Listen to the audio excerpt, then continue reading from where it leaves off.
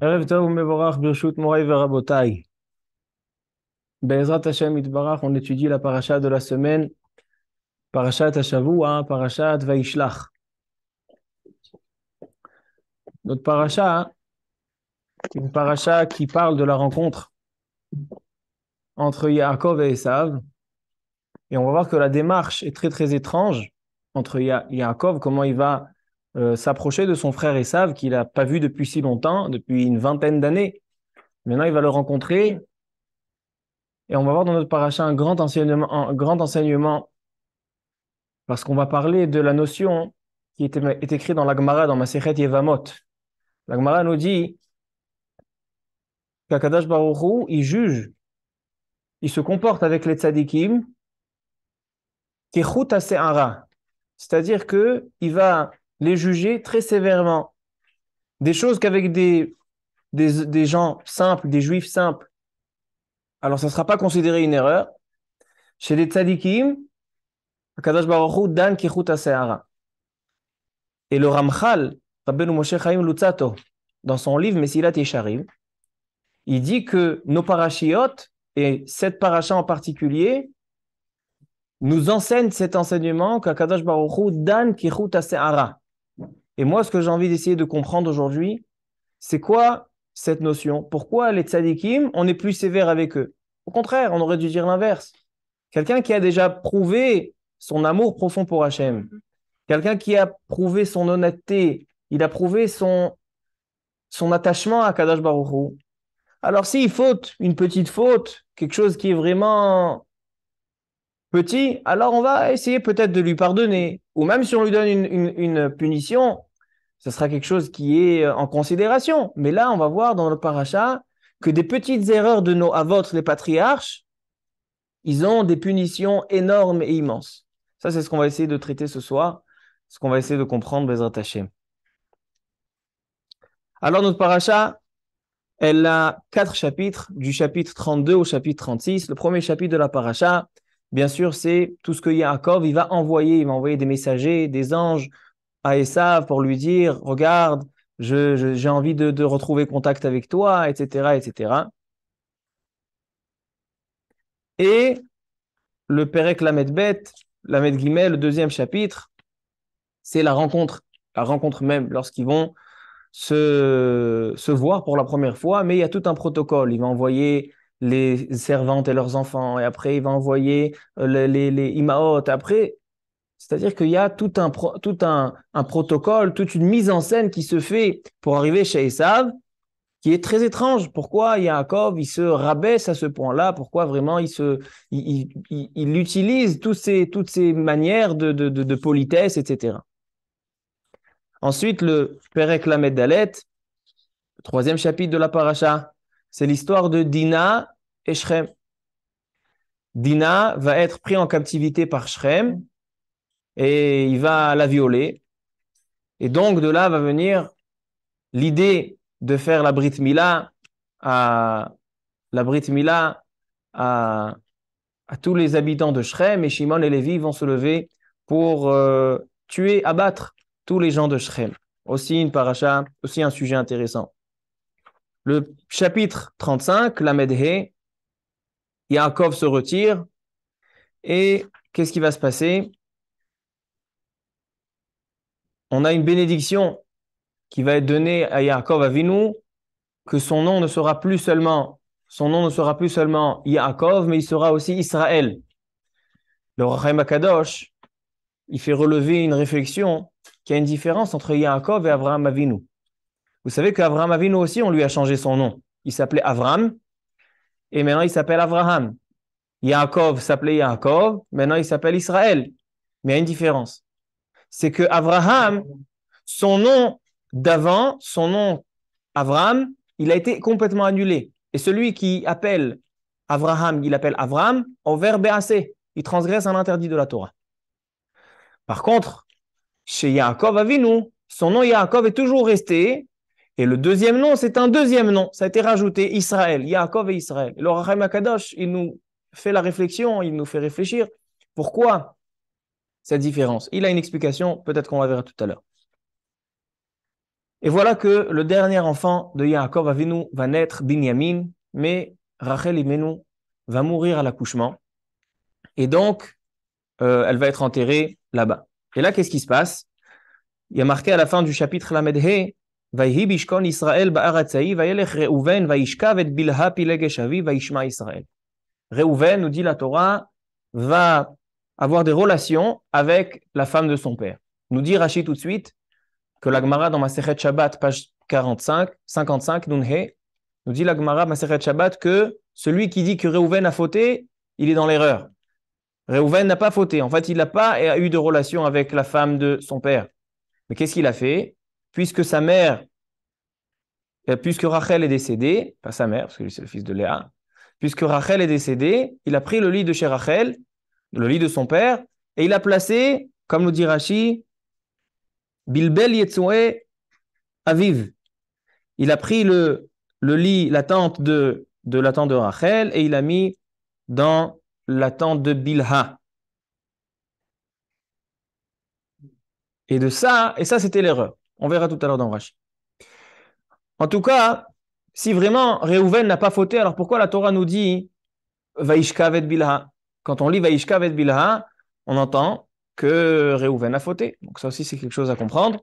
Et le dernier chapitre de la paracha, le chapitre 35, c'est un chapitre qui est dédié à Esav.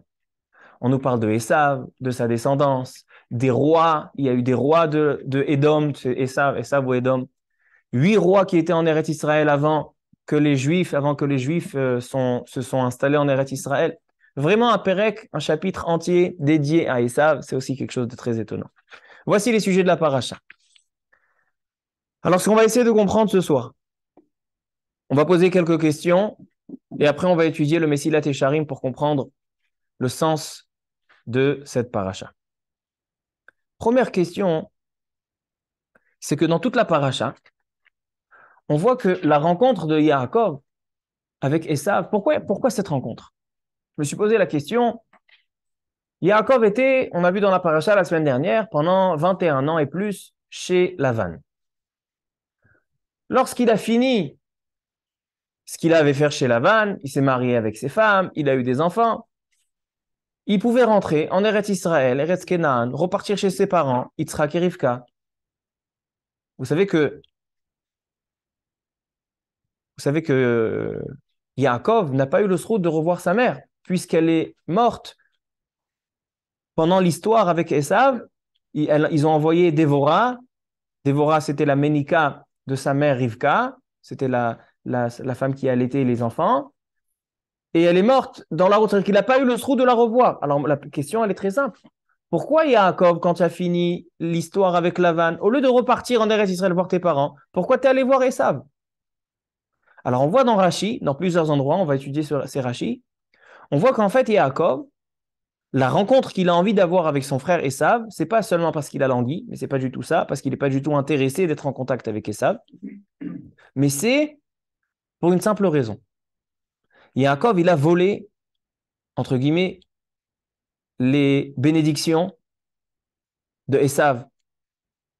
Esav, ça lui revenait, puisqu'il était l'aîné, ça lui revenait les bénédictions de Yitzhak, et lui, il a doublé, il a volé les brachot, volé les bénédictions. Maintenant, Yaakov, il se dit, c'est vrai que maintenant, moi, j'ai les bénédictions, mais Esav proteste. Esav n'est pas d'accord, il ne veut pas me les donner. Alors donc, moi, je vais essayer de le rencontrer, je vais essayer de l'appâter, je vais essayer de l'adoucir, afin qu'il soit d'accord de me livrer les brachot. C'est ça le but de Yaakov. Et moi, Rabotai, je vous pose une question très simple. Si Yaakov Avinu, les brachot lui reviennent, même s'il les a volés, mais maintenant ils sont à lui. Même Yitzhak, son père, lorsqu'il s'est rendu compte que Esav, c'était pas, en fait Yaakov, c'était pas Esav, c'est Yaakov qui a doublé. Qu'est-ce qu'il a dit à Esav après en rentrant? Il a dit c'est fini. Il a pris tes brachot. Si tu veux, je te fais aussi une autre bracha. Et même Esav était au courant de ça. Donc maintenant, les brachot lui appartiennent. En quoi ça m'apporte de savoir si Esav est d'accord d'être mévater, d'accord de les laisser? Pourquoi il a besoin de toute cette rencontre? On aurait pu rabotaille, si Yaakov serait rentré directement chez ses parents, on aurait économisé toute cette histoire avec Esav, on aurait économisé aussi l'histoire avec Dina, on aurait tout économisé.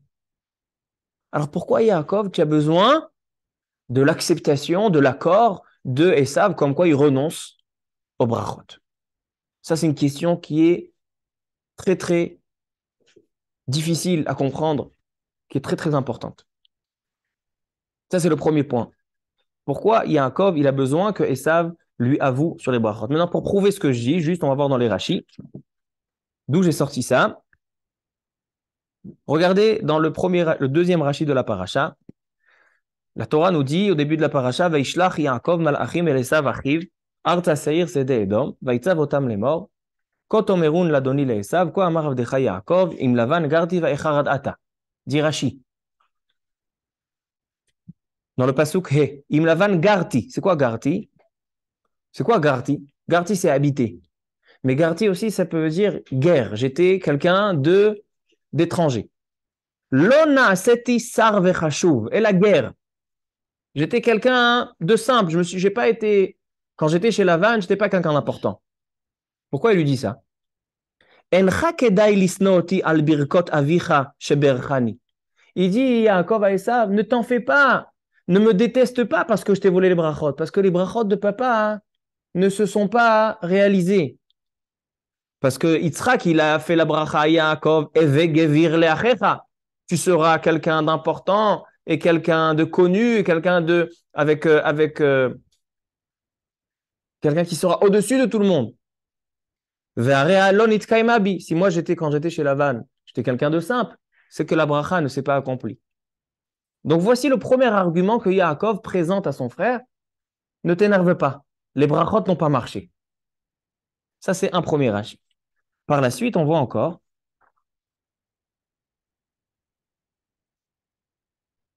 Regardez plus loin.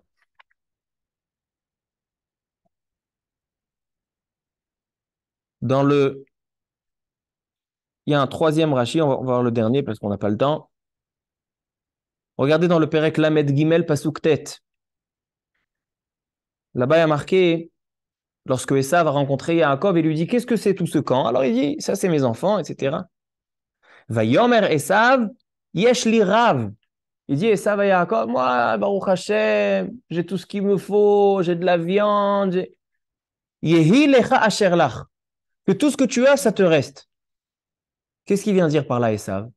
Nous dit Rashi, kan odalo ala brachot. Il dit, Rashi, c'est quoi? Lorsque Esav dit, tu peux garder ce que tu as, il veut parler des brachot. C'est-à-dire que toute la rencontre, toute cette paracha, tout ce casse-tête qu'on voit dans la paracha, c'était seulement pour entendre de la bouche de Esav, c'est bon Yaakov, je renonce au brachot. C'est étonnant. Pourquoi il y a besoin de tout ça? On va regarder encore un autre endroit. Un autre Rashi qui dit ça. Lorsque Yaakov va avoir la bataille avec l'ange de Esav, l'ange Samechmem, lorsqu'il va traverser la rivière, alors quelle est la dispute? C'est quoi le sens de la dispute entre l'ange de Esav et Yaakov Avinu? Regardez dans le Perek Lamed Bet, Pasuk Kav Zayin. Dans le Pasuk Kavav, il y a marqué Vayar kilo yachollo, Vayiga bekaf yerecho, Vateka kaf yerech Yaakov beheavko imo. D'accord? C'était le malach, l'ange a vu qu'il n'arrivait pas à combattre et à gagner Yaakov. Qu'est-ce qu'il a fait? Il lui a touché le nerf sciatique et il a blessé. Pasuk Avzaïn, Vayomer, Shalecheni, ki ala shachar. Vayomer, lo ashalechacha, ki imberartani. Après, Yaakov attrape l'ange et l'ange veut repartir. Il dit, je ne te lâche pas tant que tu me fais pas de bénédiction. Il dit, Rashi, c'est quoi berartani? Quelle bénédiction on vient parler? Odeli ala brachot sheberchani avi she'esav me'arer alehem. Qu'est-ce qu'il demande à l'ange de Esav? Je n'ai pas besoin de tes bénédictions. j'ai besoin que tu me laisses et que tu pardonnes et que tu me dises que tu as abandonné les brachot que j'ai volés d'Esav. Voici, Rabotai, tout le conflit de cette paracha, tout ce qui se passe dans cette paracha, sans rapport avec ça. Et je vais vous dire encore un bar à la Tourim. Rabbeinu Yaakov, bar à la Tourim, il dit quelque chose d'intéressant. Dans le Perek Lamed Bet, Pasuk Tetvav, il y a marqué là-bas dans la Torah que Yaakov, quand il envoie à Esav les messagers, il envoie avec des cadeaux. Quels sont les cadeaux? Parmi les cadeaux, Izim Mataim, 200 moutons. Tiashim Esrim, Rechelim Mataim Ve'elim Esrim. Il dit à la Tourim que chaque mot de ce pasouk termine par même. D'accord? Combien on a de mots dans ce pasouk? 8 mots qui se terminent par même. Combien c'est 8 fois 40? Même c'est 40. Combien c'est 8 fois 40? Comment? 320. Regardez ce qu'il dit la Tourim.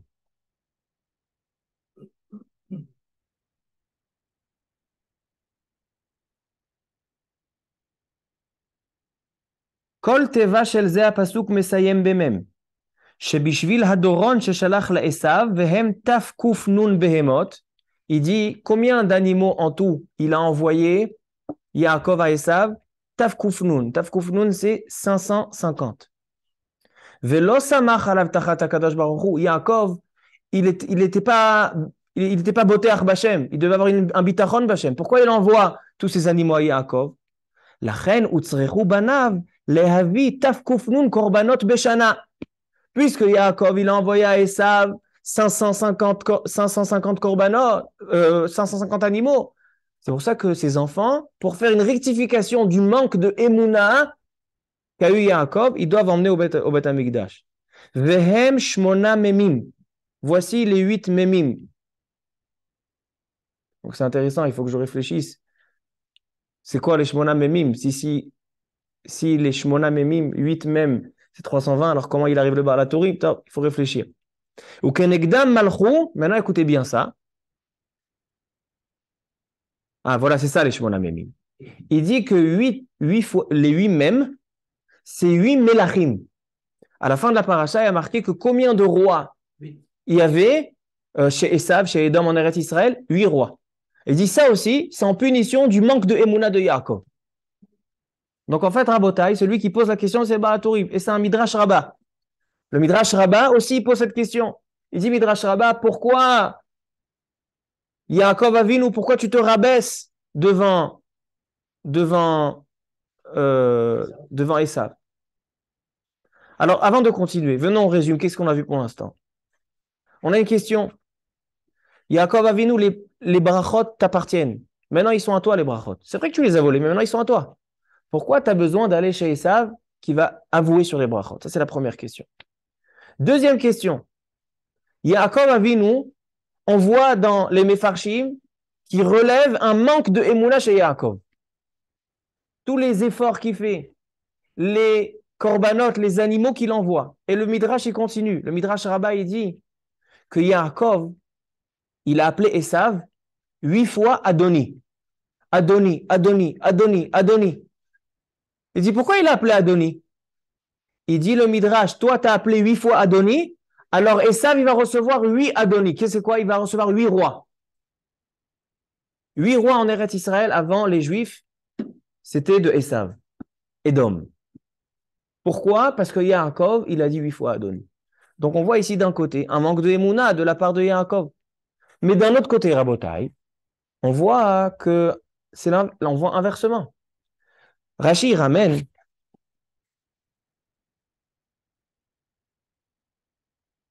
Regardez dans Rashi, dans le Perek Lamed Bet, Pasuk Tet. Là-bas, il est marqué dans le Pasuk, Vayomer, Im yavo Esav, el hamachane ha'achad ve'ikahu, ve'haya hamachane hanish'ar lifleta. Dit Rashi, c'est quoi ve'haya hamachane hanish'ar lifleta? Al korcho, ki elachem imo. Qu'est-ce qu'il veut dire Rashi? Rashi dit, Yaakov, il a eu une stratégie de guerre.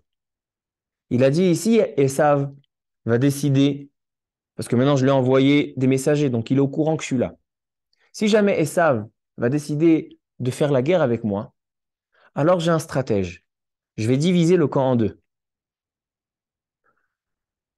Pourquoi faire?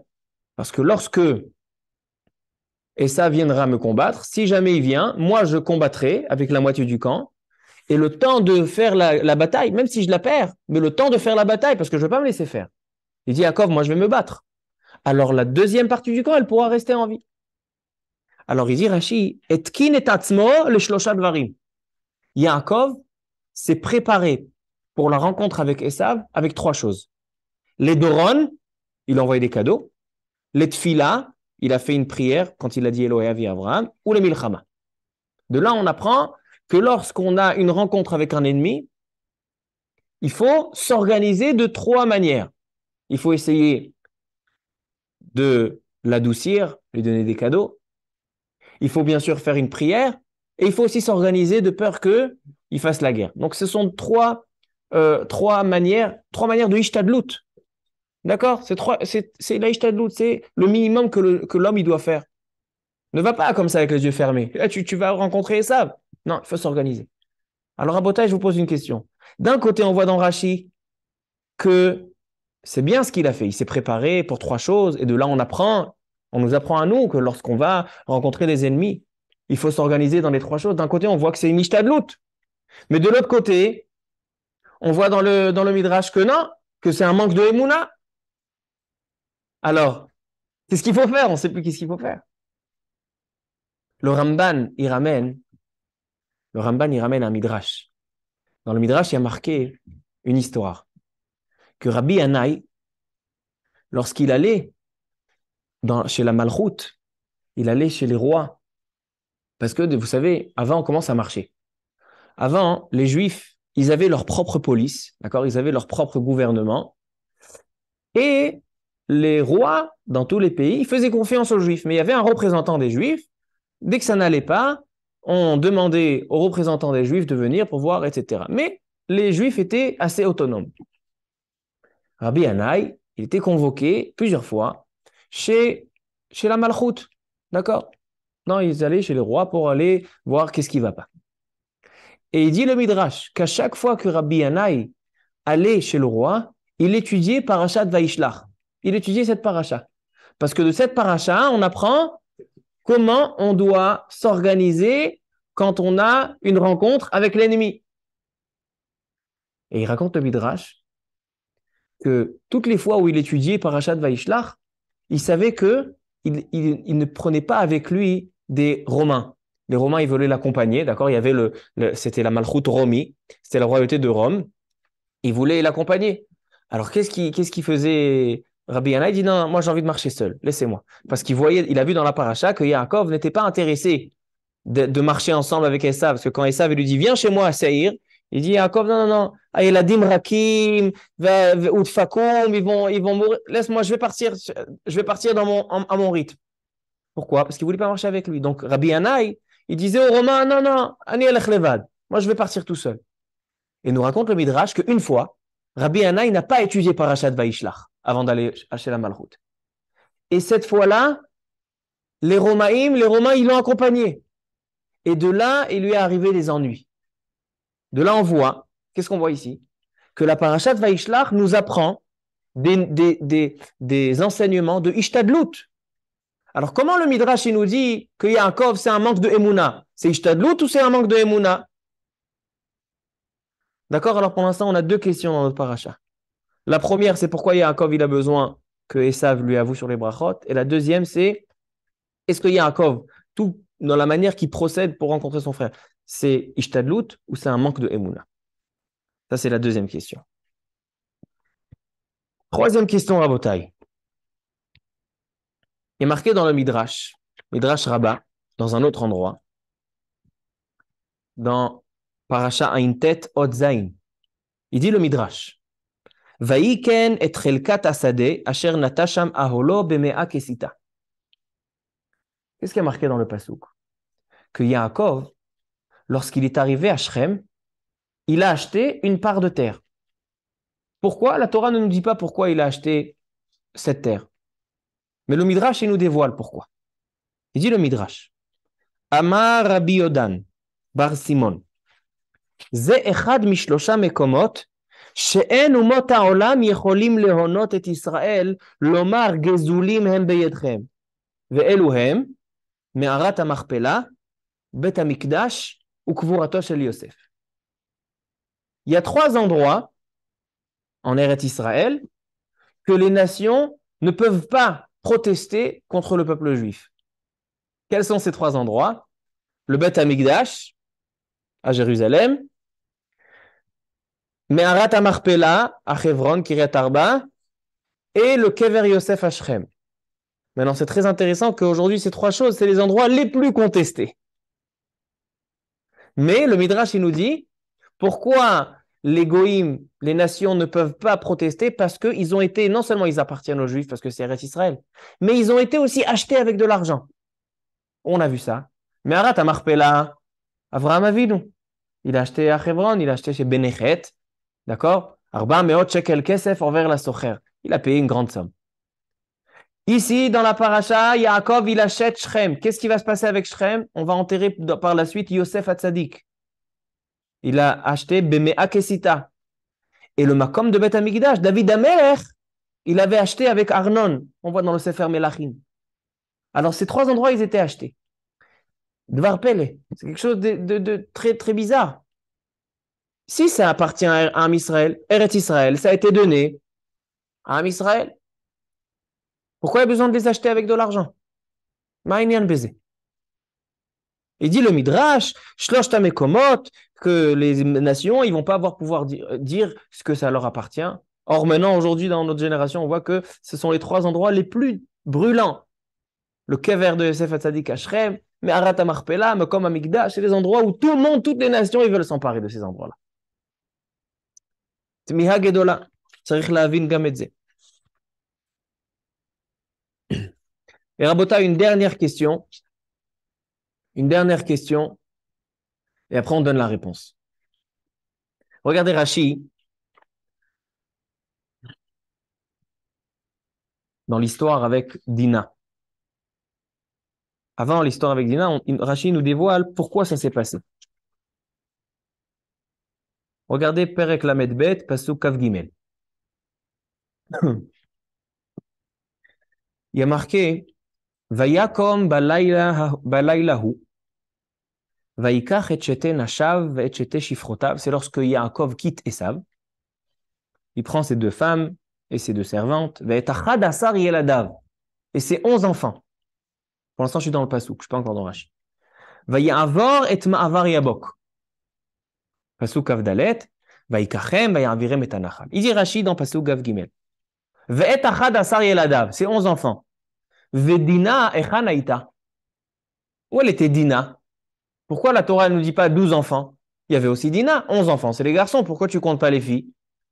Alors si c'était des Marocains, ils auraient dit c'est normal, on compte les garçons, on ne compte pas les filles.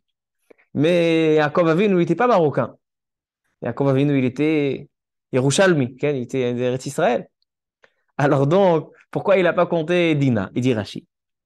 Netana bateva vena'al befaneha. Il a mis dans une caisse, dans une boîte, et il a fermé. Pourquoi il a fait ça? Shelo iten Esav et Enav. Pour pas que Esav la voie. Je me suis trompé, c'est pas après, quand il a quitté Esav, c'est lorsqu'il vient vers Esav. Il n'a pas voulu que Esav voie Dina, alors donc, il a caché. Et qu'est-ce qu'il dit Rashi? Lui, qu'est-ce qu'il dit Rashi? Ulekach, Ne'enash Yaakov. Yaakov, il a eu une punition. Shemena'a me'achiv. Puisqu'il n'a pas laissé Dina se marier avec Esav, Shema tachazirenu la mutav, peut-être qu'il va la faire tchouva, venafla beyad Shrem. Toi, tu n'as pas voulu la donner à Esav, alors elle est tombée chez Shrem. C'est-à-dire, pourquoi Dina est tombée dans les mains de Shrem? Parce que Yaakov ne l'a pas donnée à Esav. Maintenant, Rabotai, je pose une question. Quelqu'un, on lui demande, regarde, il y a un délinquant, un rachat Merusha, qui est sorti de prison, il a fait 50 ans de prison, il est sorti, il a continué à tuer. Est-ce que tu peux donner ta fille en mariage pour qu'il la fasse faire tchouva? Si Yaakov Avinu, il serait allé demander au Sanhedrin, qu'est-ce que le Sanhedrin il aurait dit? Ma putain, Leolam Yassi Adam et Bito, le Talmid Chacham. On doit donner notre fille en mariage avec Talmid Chacham. Et ici, Naenash Yaakov, parce que peut-être, oulai, Shema, Tachazirenu la moutav. Et c'est à cause de ça, c'est quoi la punition? Que Dina, elle va avec Shrem. Pelegadol. Le Barthénoura, Rabbeinu Ovadia Barthénoura, il a un sefer qui s'appelle Omer Naka. Il dit là-bas, le Barthénoura, un chidouche, nifla. Kachel Omar, c'est difficile de le dire. Rav Steinman, dans son livre Ayelet HaShachar, il dit Kachel Omar Dvarim Kaela ala Avot HaKadoshim. Mais Barthénoura, il le dit. Il dit Rabbeinu Ovadia Barthénoura que Yaakov, les Ra'an nitkaven. Yaakov, il voulait pas que Esav fasse tchouva. Il savait que Dina pouvait lui faire tchouva, et il l'a pas donné, comme ça Esav, il fait pas tchouva, et comme ça lui, il garde les brachot. C'est pour ça qu'il a eu la punition. Mais il dit, le Rav Steinman et d'autres, ils disent, cachez l'omar kazedava. Alors, quelle est la réponse? Ma tchouva. On verra tout à l'heure une réponse du Rav Shach et du Rav David Povarsky, Rosh Shivat Ponovitch. Aujourd'hui, le Rav Povarsky, c'est son fils qui continue. On va avoir un teroutz nifla, un yishuv nifla qui disent. Mais en tout cas, c'est kushia chazaka. C'est une vraie question. Qu'est-ce qu'on en veut à Yaakov Avinu? Qu'il n'a pas donné sa fille Dina, un rachat, et ça. Dans la parachia précédente, on a vu que Léa est née Léa Rakot. Pourquoi Léa, elle avait les yeux Rakot? Parce que toute sa vie, elle pleurait à Kadosh Baruch Hu, Al titen chez Paul Chelki et Esav. J'ai pas envie de me marier avec Esav. Alors, ma baria. Alors, Yaakov aussi, il veut pas que sa fille Dina, elle avec Esav. Alors, ça, c'est 4 questions à Botaï. D'accord? On résume les 4 questions. La première, pourquoi Yaakov, il a besoin que Esav lui accorde sa permission des brachot? La deuxième, est-ce que Yaakov, toute sa manière d'arriver chez Esav, c'est ishtadlut ou c'est un manque de Emouna? Troisième question, on a dit pourquoi les 3 endroits en Eretz Israël, ils ont été achetés avec de l'argent pour pas que les goïms y disent, d'abord ça n'a rien servi, deuxièmement ça nous appartient à Eretz Israël, pourquoi on a besoin d'acheter? Et quatrième question, pourquoi Yaakov a été puni avec Dina parce qu'il n'a pas donné en mariage? Alors regardez ce qu'il dit le Msilat Yesharim, le Ramchal, Rabbeinu Moshe Chaim Lutzato, dans son livre. Vous savez que son livre, Msilat Yesharim, il a écrit selon l'échelle qui a été dévoilée à Rabbi Pinchas Ben Yair. Pinchas Ben Yair, il était Kodesh Kodashim, à tel point que même son âne, Chamorosh, le Rabbi Pinchas Ben Yair, même son âne, il mangeait que des choses cachères, la méadrine, que des badats. Même son âne, parce qu'il était Kadosh Elion. Mais là, Rabbi Pinchas Ben Yair, il nous dit qu'il y a une échelle dans la Avodat Hashem. Un juif, quand il travaille son Dieu, son créateur, il y a une échelle. Il dit Rabbi Pinchas Ben Yair, Torah mevi'a lideh zehirut, vezehirut mevi'a lideh zerizut, etc., etc., jusqu'à qu'on arrive Ruach HaKodesh. C'est une échelle d'un juif. Un juif, d'abord, la première chose qu'il doit faire, c'est s'asseoir et étudier la Torah. Et ensuite, il va voir qu'il va évoluer, et lorsqu'il évoluera, il arrivera à des dimensions dans la Avodat Hashem. Maintenant, la première chose que la Torah amène, c'est à la Zehirut. Pourquoi Torah me vient à l'idée Zehirut? Le Mesilat Yesharim, tout son livre, il vient expliquer pourquoi ça amène à ça et pourquoi ça amène à ça. Alors, le Ramchal, il dit dans Perek Dalet, Bederer Kniyat Zehirut, il dit comment on atteint la Zehirut? Pourquoi la Torah, elle ramène à la Zehirut? Alors, il dit que lorsqu'un homme étudie la Torah et il voit à quel point il voit que chez la Avot HaKadoshim, il y a des punitions. Et quand tu fais quelque chose, il n'y a rien qu'on ferme les yeux. Kadosh Baruch Hu, il a un livre et tout est inscrit dedans. Alors, lorsqu'un homme, il va étudier la Torah, ça va l'emmener à être zahir, à faire attention dans ce qu'il fait. Est-ce qu'il fait des mitzvot? Est-ce qu'il fait des averot? Pour ouvrir l'intention, pour réveiller la réflexion chez l'homme, il faut étudier la Torah. Et il dit, le Ramchal, il dit la chose suivante.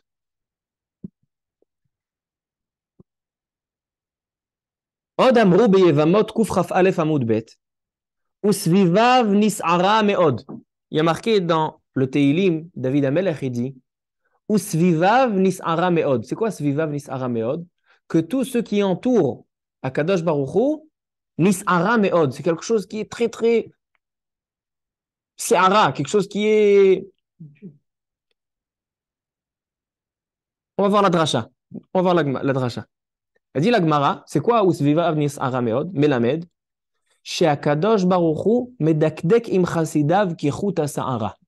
Pourquoi il y a marqué Svivav, son entourage, Nis'ara Me'od? C'est qu'Akadosh Baruch Hu, avec son entourage, donc c'est proche d'Akadosh Baruch Hu, Akadosh Baruch Hu, il est méticuleux avec eux, et il fait attention à ce il est exigeant avec eux, Kichuta Se'ara, pour des choses qui sont fins comme un cheveu. Et il ramène plusieurs exemples. Yaakov, chez Yaakov Avinu, chez Natan et Dina Bateva, chez Loïkache Ha'esav. Il dit où on voit qu'Akadosh Baruch Hu, il est très exigeant avec les tzadikim, c'est que Yaakov, qu'est-ce qu'il a fait? Il a mis Dina dans une boîte pour pas que Esav se marie avec elle. Afalpi chez Kavanato Aïta Letova. Malgré que l'intention de Yaakov, elle était pour le bien. Pourquoi? Parce qu'il n'a pas envie que sa fille elle se marie avec un rachat. Lui, il avait prévu de la marier avec un rocher Shiva.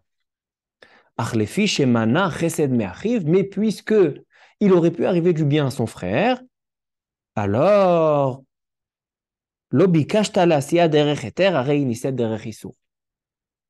ainsi chez Yosef Hatzadik. Yosef Hatzadik, on va voir dans Parashat Vayeshev Miketz que Yosef Hatzadik, il va être en prison pendant 2 ans, en plus. Pourquoi il a 2 ans de plus? Parce qu'il a dit à Sarah Mashkim, rappelle-moi devant le pharaon. Il n'a pas dit rappelle-moi. Rappelle-moi et rappelle-moi. Zechartani, après il a dit Vehizkartani. Et de là, il a eu encore 2 ans de prison. Qu'est-ce qu'il a fait? Il a dit 2 mots. Il dit le Chovat al-Vavot.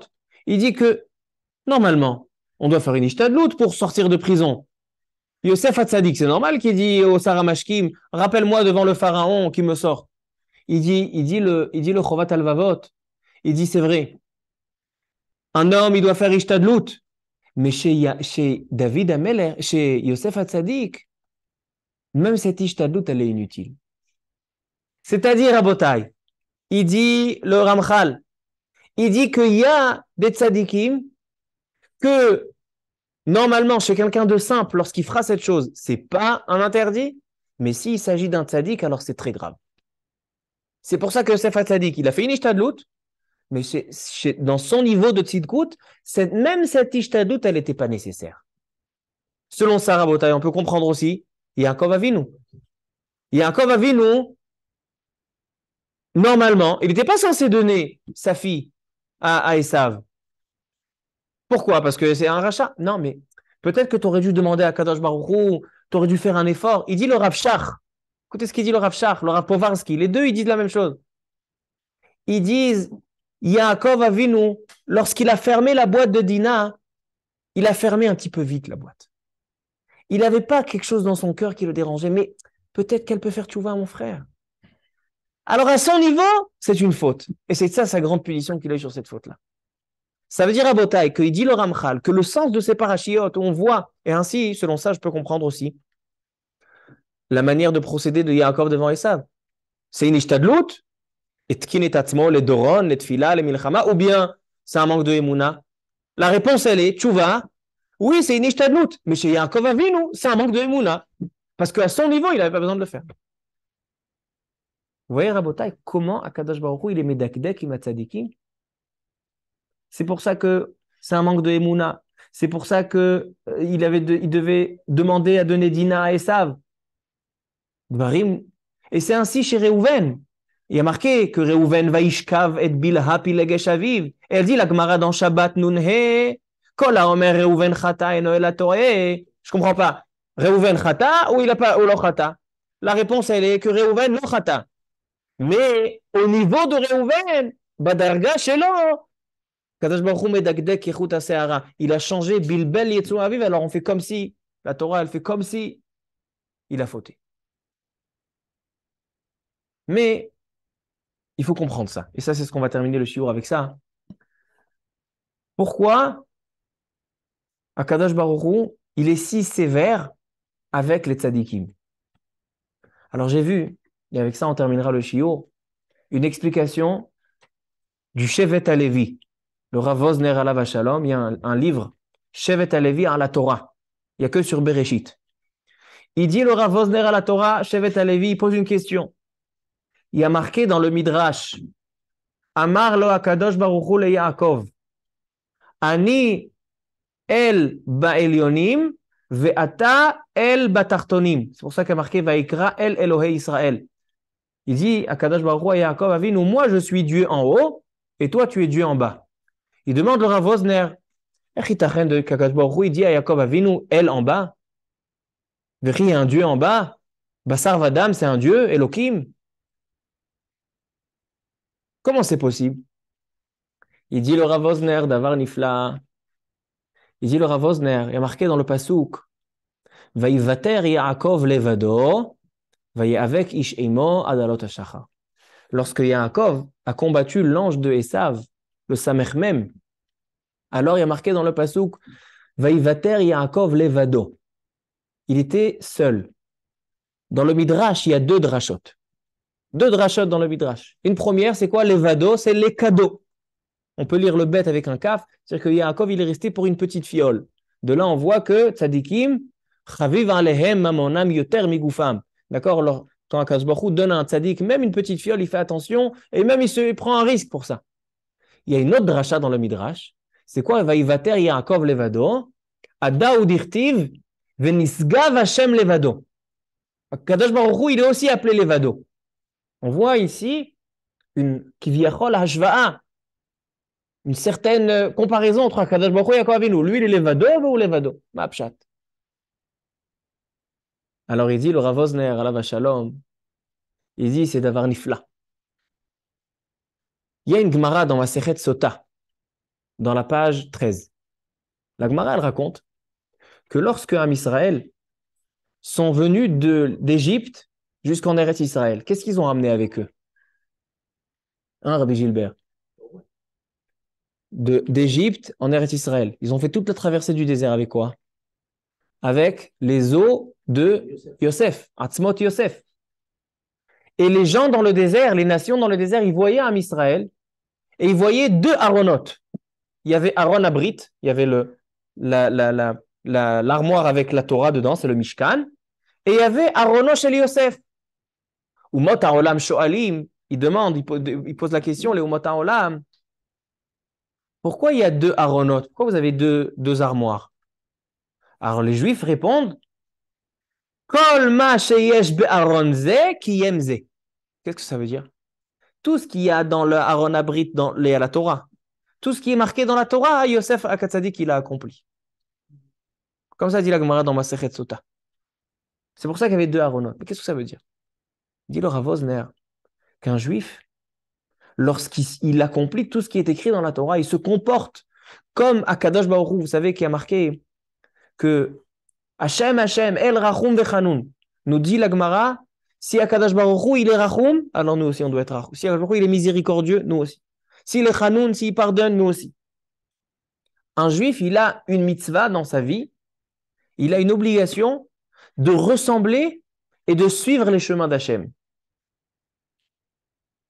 C'est ça l'objectif du juif, de ressembler à son créateur, de ressembler à Kadosh Baruch Hu. Alors il dit, de la même manière que Yosef Hatzadik, il était, qu'est-ce qu'il y a marqué dans la Torah? Il y a marqué Lotignov, ne vole pas. Yosef Hatzadik, tout ce qu'il avait, il ne volait jamais. Il était très, très Ne'eman, très, comment on dit Ne'eman? Il était droit avec Paro. Yosef Hatzadik, il y a marqué dans la Torah qu'il faut faire du chesed. Yosef Hatzadik, il était Mechalkel et Techav. Il donnait à manger à tout le monde. Yosef ou Amashbir. Et il dit, c'est pour ça que Yosef Hatzadik, l'endroit qui devait être enterré, à Shrem, c'était un endroit qui devait être propre niveau argent. C'est-à-dire que Yosef Hatzadik, il est d'accord d'être enterré seulement dans un endroit où il n'y a personne qui proteste. C'est vrai que c'est Eretz Israël. Eretz Israël, ça appartient aux Juifs. Mais si jamais il y a quelqu'un qui va dire ça m'appartient, Yosef Hatzadik, il ne veut pas. Yosef Hatzadik, il veut être comme Akadosh Baruch Hu. Akadosh Baruch Hu, il est seul. Il y a quelqu'un qui proteste qu'Akadosh Baruch Hu, c'est le gouvernant du monde, non? Alors ainsi, le juif, dans tout ce qui lui appartient, il faut qu'il n'y ait personne qui proteste. Même quelqu'un qui va juste dire que c'est pas dans le din, le fiadin, ça m'appartient. La zout sfatayim, les kiyut kapaim.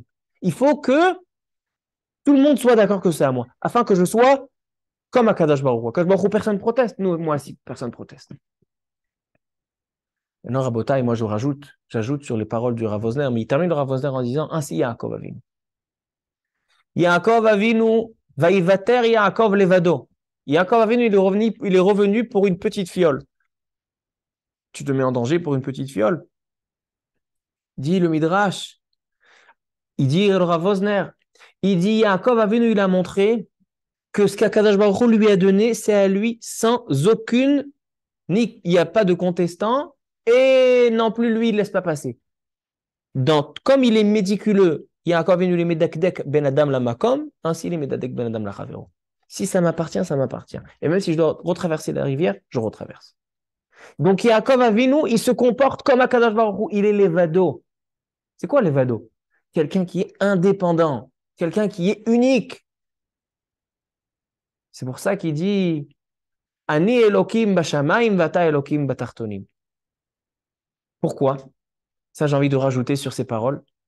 C'est qu'on sait que les patriarches sont le chariot sur lequel se repose la Shrina.